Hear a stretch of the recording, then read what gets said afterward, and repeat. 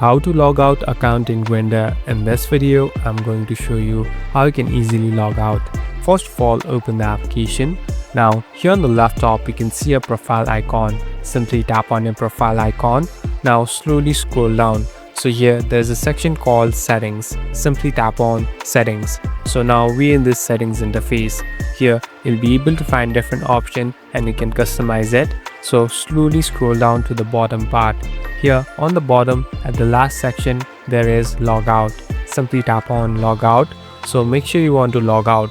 Also make sure you have your user ID and password saved for later because you might need it in order to log in back. Here simply tap on Logout. So it will take some time, and as you can see I am completely out from my account. Thank you for watching this video. I hope this video will help you.